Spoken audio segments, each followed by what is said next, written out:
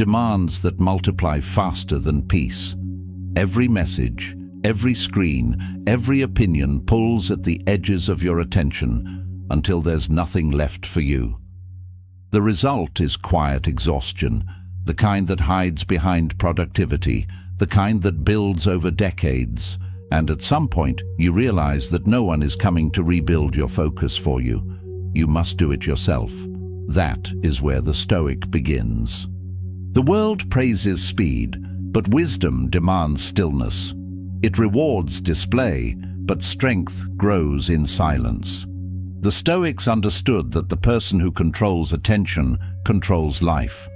When your mind is scattered, you serve every signal. When your mind is centered, you serve only what aligns with principle. This is the battle of modern adulthood, to reclaim the discipline of focus in an age that monetizes distraction. Focus on you until you win. The phrase is not isolation, it is restoration. It is the redirection of energy from noise to structure, from impulse to order.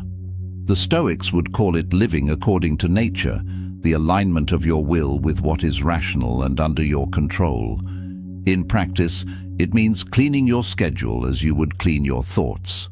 It means setting boundaries with people and devices the way you set boundaries with emotion. It means remembering that every distraction carries a cost, and every act of focus pays compound interest. For those who have lived long enough to see that success without peace is failure in disguise, this lecture is a manual. It is not a call for withdrawal from life, but for mastery within it. The Stoics did not retreat from the world. They learned to govern themselves so effectively that the world could not govern them. That is your task now. To build a mind that stays calm when challenged. To create a system that outperforms mood. To become reliable to yourself. What follows is a blueprint for order in a chaotic age. It will move from the internal to the external, from the mind to the environment, from philosophy to behavior. Each section refines attention, discipline, and purpose. Each practice returns power to where it belongs, under your command. This is the way of the modern Stoic, calm in presence, ruthless in execution, and untouched by distraction. Focus on you until you win. Treat this as instruction, not entertainment. Your life is shaped by the inputs you allow, the actions you repeat, and the standards you enforce. You are responsible for these three levers. If you bring them under command, results follow. If you leave them to drift, entropy takes the lead. The Stoics taught self-rule as the foundation of a good life. The same principle drives performance today. Self-rule is not a mood, it is a system, clear priorities, disciplined execution, and emotional steadiness. Your attention is your gate. Everything enters through it. Trends, news cycles, messages, and opinions compete to occupy your mind. If you protect attention, you protect direction. The practical move is to define what deserves your focus for this season and to remove what does not. Decide the arenas that matter: health, craft, income, family, and service. Assign time and energy to them directly. Cut the rest. Stop sampling every signal. The brain respects scarcity. When attention is scarce, meaning rises. When attention is scattered, meaning decays. Design your day so that attention faces forward, not sideways. Distraction is not only an external force, it is an internal habit. The mind reaches for stimulation when it lacks structure. Build structure. Create a start signal for deep work and a shutdown ritual that ends your workday cleanly. Keep one list for the day and finish it before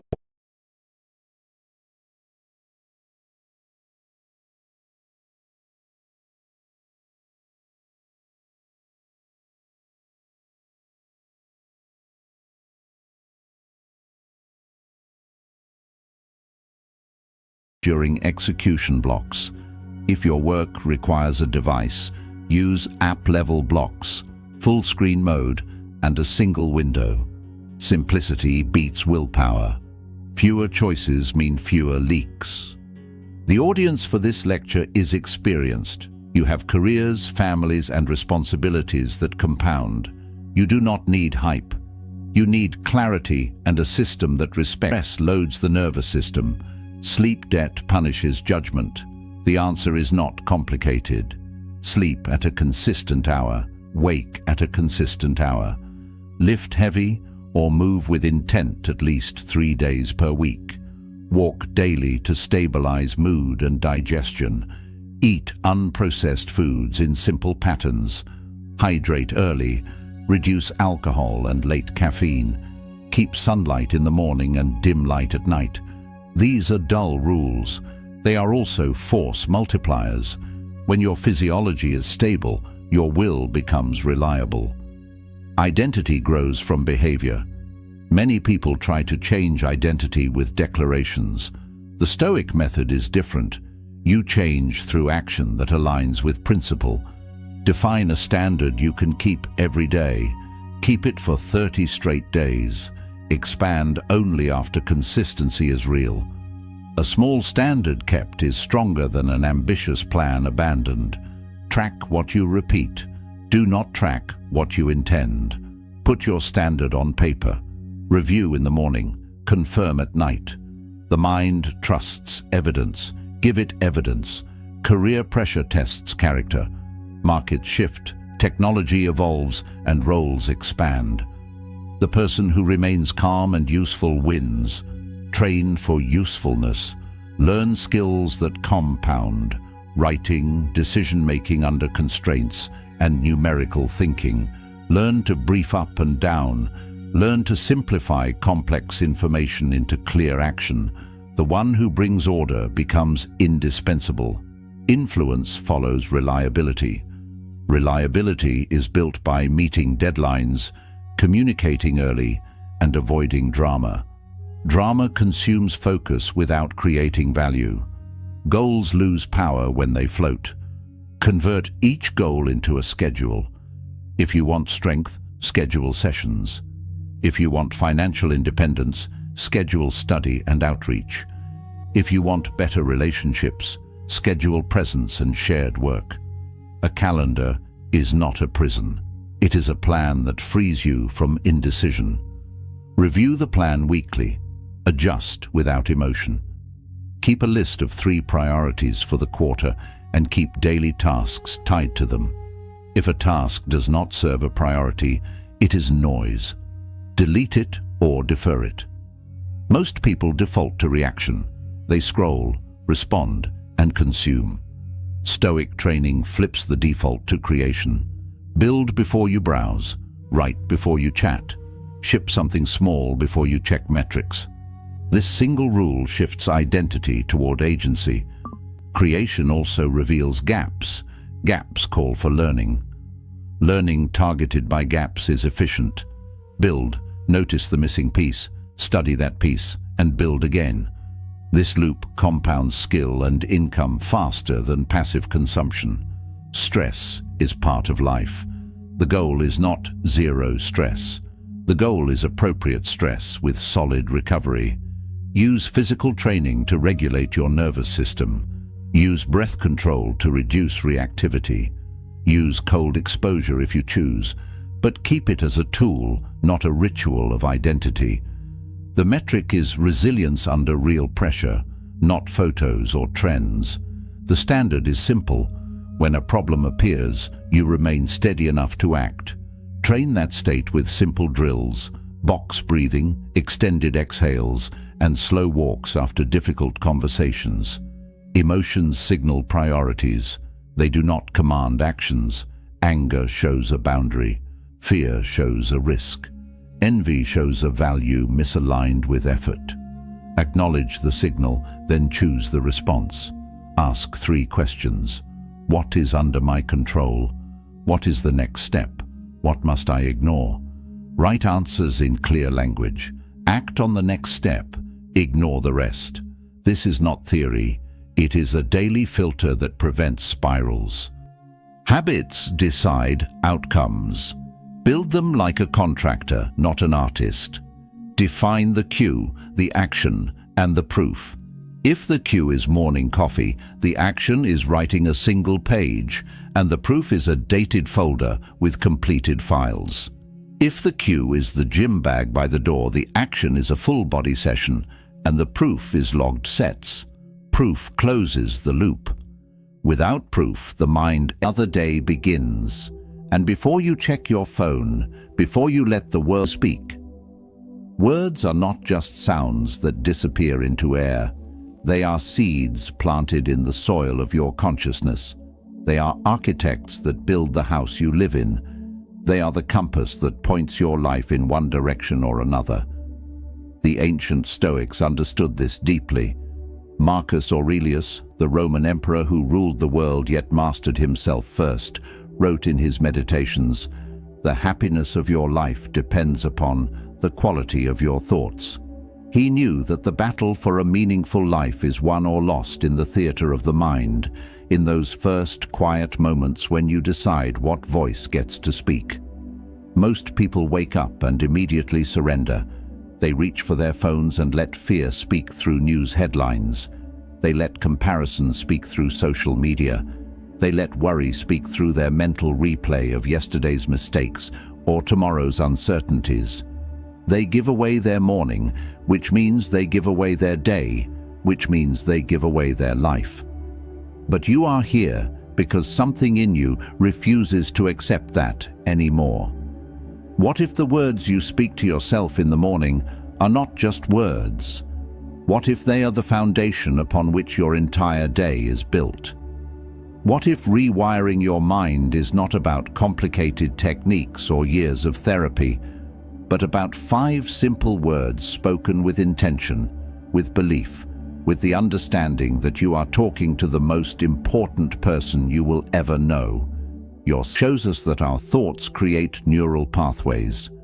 Repeat a thought enough times and it becomes a highway in your brain. Your mind literally reshapes itself based on what you feed it. The words you speak in the morning are the first meal your consciousness consumes. Make it nourishing. Make it powerful. Make it count.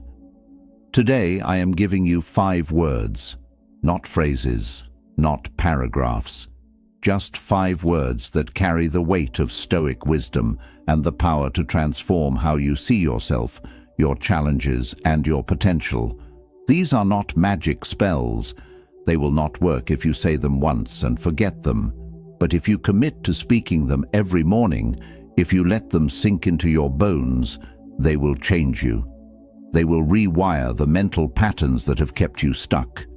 They will build a version of you that is stronger, calmer, more purposeful. The Stoics were not philosophers who hid in ivory towers.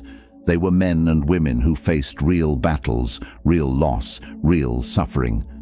Epictetus was a slave who became one of history's greatest teachers.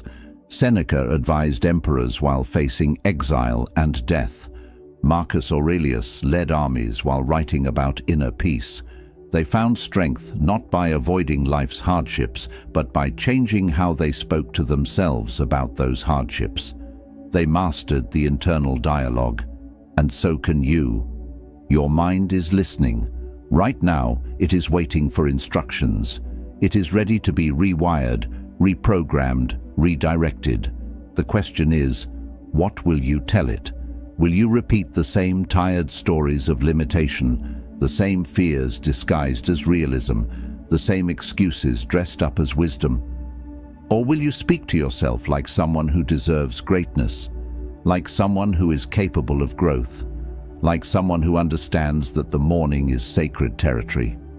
Before we go deeper, if this message is resonating with you, if you feel that pull toward change, hit that like button. Drop a comment below and share this video with someone who needs to hear it. Subscribe to this channel because we are building something here, a community of people who refuse to settle for a mediocre inner life. And do not skip any part of this video. Every word matters. Stay with me until the end. Let's begin the rewiring. Drop this in the comments if it resonates. My 1. I choose my response. Life will hit you. That is not a possibility, it is a guarantee. The question is never whether hardship will come. The question is, who gets to decide what it means? Every morning when you say, I choose my response, you are claiming sovereignty over the one thing no one can take from you. Not your circumstances, not your emotions in the immediate sense, but your response. The space between what happens to you and what you do about it. Viktor Frankl, who survived the Nazi concentration camps, discovered this truth in humanity's darkest hour. He wrote, "Between stimulus and response there is a space. In that space is our power to choose our response. In our response lies our growth and our freedom." Think about what this means. Your phone buzzes with a message that changes your plans for the week. Your body aches from an old injury flaring up again. You see someone you care about making choices that hurt them. A dream you have been working toward hits an unexpected wall. In each of these moments, there is a split second where you stand at a crossroads. One path leads to automatic reaction, the path most people take. They collapse into helplessness. They let frustration consume their entire day. They build stories about why life is unfair. But when you wake up and say, I choose my response, you are training yourself to take the other path. The path of conscious decision. You are reminding yourself that you are not a leaf blown by every wind. You are not a puppet dancing on strings controlled by external events. You are a human being with agency, with choice, with power. This is pure Stoicism. Epictetus taught that we do not control what happens to us, but we absolutely control how we respond. He said there are things within our power and things outside our power. What is within your power? Your judgments, your intentions, your responses. What is outside your power? Almost everything else. The weather, other people's decisions, the past, the future. When you waste energy trying to control what you cannot control, you become weak. When you focus all your energy on what you can control, your response, you become unstoppable. Let me be practical. You wake up tomorrow morning. Before you check your phone, before you start running through your mental list of problems, you speak to yourself, I choose my response. You say it slowly. You say it with conviction. You are programming your mind for the day ahead. You are establishing your identity as someone who is not reactive but responsive, someone who is not controlled but in control. Then life tests you. You receive news that a financial situation is more complicated than you thought. Your initial impulse is panic, maybe even despair. But because you started your day with those 4 words, there is a pause. A brief moment where you remember, I choose my response. You can still feel concerned. That is human. But you do not spiral. You do not catastrophize. You assess the situation calmly. You make a plan. You respond instead of react. Someone you trusted deeply lets you down in a way you never expected. The old you would have carried that betrayal like a stone in your chest for months. But you have rewired your mind. I choose my response. You decide to feel the hurt without letting it define your worth. You decide whether to have a conversation or to create distance. Either way, you are choosing. You are not being chosen for. You are the author, not the character being written. This is not about suppressing emotions. This is not about pretending everything is fine when it is not. This is about recognizing that between what happens and what you do next, there is power. Your power. The power to pause, the power to breathe, the power to ask yourself, who do I want to be in this moment? What response serves my growth, my peace, my values? The rewiring happens through repetition. Your brain has spent years, maybe decades, building automatic pathways that lead straight from trigger to reaction. You cannot erase those pathways overnight, but you can build new ones, stronger ones. Every time you say, "I choose my response" in the morning, you are laying down new neural tracks. Every time you actually pause and choose during the day, you are reinforcing those tracks. Over time, choosing becomes your default. Response becomes your nature. Marcus Aurelius ruled an empire but faced conspiracies, betrayals, plagues, and wars. He could have responded with tyranny, with cruelty, with despair. Instead, he chose wisdom. He chose patience. He chose to see obstacles as opportunities to practice virtue. He wrote, "You have power over your mind, not outside events. Realize this, and you will find strength." Say it every morning, "I choose my response." Feel the weight of those words. Feel the freedom in them. You are not helpless. You are not a victim. You are someone who chooses. If this speaks to you, pain is not your enemy. Discomfort is not a sign that something has gone wrong. The moment you feel stretched beyond what feels safe, beyond what feels familiar, that is not the universe punishing you. That is growth knocking on your door. When you wake up and say, "Growth lives here," you are making a declaration. You are telling your mind that this day, this moment, this challenge in front of you is not a problem to avoid. It is soil where something new can take root. The Stoics called this amor fati, the love of fate, not just accepting what happens, but embracing it as necessary for who you are becoming. Seneca wrote, "Difficulties strengthen the mind, as labor does the body." He understood that we do not grow in comfort. We grow in the friction between who we are and who we are trying to become. Most people spend their lives running from discomfort. They stay in situations that drain them because leaving feels too hard. They avoid difficult conversations because confrontation feels too scary. They keep their dreams small because reaching for something bigger means risking failure. They have convinced themselves that comfort equals happiness. But comfort is where dreams go to die. Comfort is where potential gets buried under the weight of maybe someday. When you say, "Growth lives here" every morning, you are rewiring your relationship with discomfort. You are training your brain to see challenge differently. That anxiety you feel before trying something new, that is not weakness. That is your old self making room for your new self.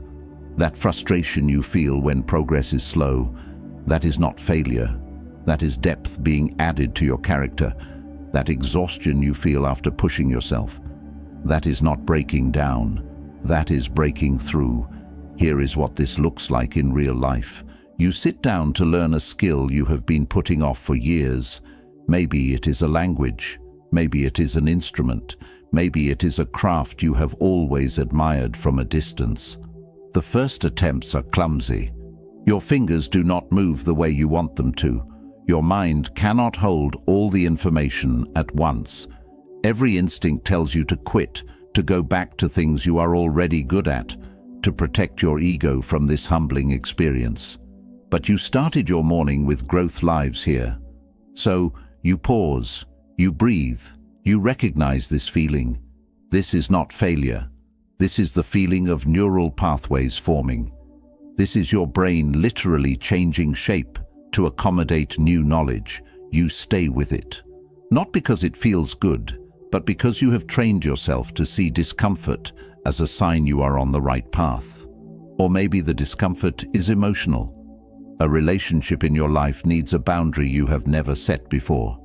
Your heart races at the thought of the conversation. Your mind offers you 1,000 reasons to stay silent, to keep peace, to avoid rocking the boat. The fear feels overwhelming because you are about to do something your nervous system has been programmed to avoid. Prioritize your needs when it might disappoint someone else. Growth lives here. Right here in this fear. Right here in this moment where you are choosing yourself, even though it is terrifying. The old neural pathways are screaming at you to retreat, but you are building new ones. stronger ones, ones that understand that loving yourself sometimes means making others uncomfortable, that respecting yourself sometimes means other people will not understand, that growing sometimes means outgrowing. Epictetus was born into slavery. He could have spent his life in bitterness, cursing his fate, wishing for different circumstances. Instead, he found freedom in the one place no chains could reach, his mind. He grew in those conditions, not despite them, but through them. He later taught, "It is not what happens to you, but how you react to it that matters." His entire philosophy was born from finding growth in the harshest soil. This is not about toxic positivity. This is not about pretending hardship is a gift. Some things that happen to us are genuinely terrible. Grief is real, loss is real, injustice is real. But even in those dark valleys, even when growth feels like the last thing on your mind, the truth remains. You can either let suffering diminish you, or you can let it deepen you. You can emerge bitter, or you can emerge better. Not because suffering is good, but because you have the power to decide what you do with it. Say it every morning. Growth lives here. Say it when things feel easy and when things feel impossible. Say it when you are excited and when you are exhausted. Today matters most. Yesterday is a ghost. Tomorrow is a promise no one can guarantee. But today? Today is breathing. Today is here. Today is the only canvas where you can actually paint. When you wake up and say, "Today matters most," you are pulling your consciousness out of two prisons that trap most people: regret about the past and anxiety about the future. You are anchoring yourself in the only moment that truly exists. The Stoics were obsessed with this truth. Marcus Aurelius wrote, "Confine yourself to the present." Not because the past does not matter or the future is not important, but because this present moment is the only place where your power lives. Think about how much mental energy you waste. You replay conversations from last month, wishing you had said something different. You relive mistakes from years ago, punishing yourself for choices you cannot change. Or you project yourself into next week, next year, creating elaborate disaster scenarios in your mind. You rehearse arguments that may never happen. You worry about outcomes you cannot predict. Meanwhile, today slips through your fingers like water. The one day you actually have control over becomes a blur because you were too busy living everywhere except now. This is not just philosophy, this is survival. When you split your attention between past regrets and future fears, you are operating at half capacity in the present. You miss opportunities because your mind is somewhere else. You damage relationships because you are not fully present with the people in front of you. You make poor decisions because you are reacting to ghosts instead of responding to reality. When you say, "Today matters most," every morning, you are training your mind to come home. Home to this breath. Home to this moment. Home to the only time and place where you can actually build the life you want. You are not ignoring the past. You are choosing not to live there. You are not denying the future. You are choosing not to be paralyzed by it. Here is what this looks like in practice. You wake up with your mind already racing ahead to everything that needs to happen this week. Appointments, deadlines, obligations stacking up like a mountain you need to climb. The weight of it all presses down on your chest before your feet even touch the floor. Anxiety floods in because your brain is trying to solve 5 days' worth of problems at once. But you have trained yourself. Today matters most. You speak those words and feel your awareness shift. Yes, those things exist. But right now, in this moment, what actually needs your attention? Making your bed, drinking water, moving your body, maybe reaching out to someone you care about. The future will arrive one present moment at a time. You do not need to carry all of it right now. You only need to show up fully for today. Or maybe your prison is the past. You are haunted by a version of yourself that made different choices.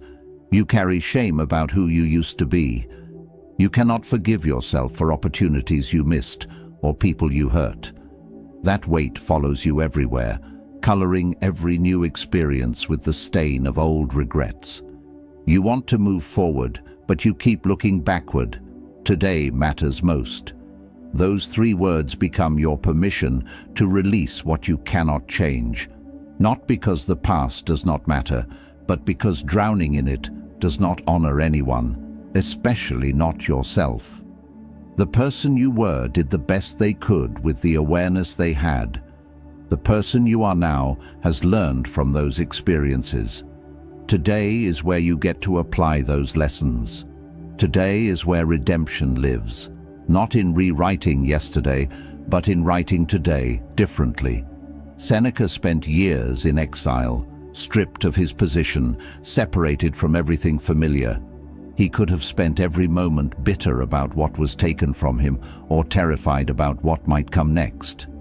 Instead, he wrote some of his most profound work during that time. He understood that each day was a complete life in miniature. He wrote, "Begin at once to live and count each separate day as a separate life." Each morning was a rebirth. Each night was a completion. He squeezed meaning from the present moment because it was all he truly had. This rewiring changes everything. When you stop mortgaging your present happiness for future achievements, you actually become more effective. When you stop bleeding energy into unchangeable past, you have more strength for today's challenges. You become someone who is here, fully here, present in conversations, alive in experiences, engaged with what is rather than haunted by what was or paralyzed by what might be. Say it every morning, "Today matters most." Let those words pull you into now. Let them remind you that this day, this unrepeatable collection of hours, is your real life. Not someday, not back then. Today, right here, right now. This is where you build everything that matters. Let me see this in the comments. I am fully alive in this moment.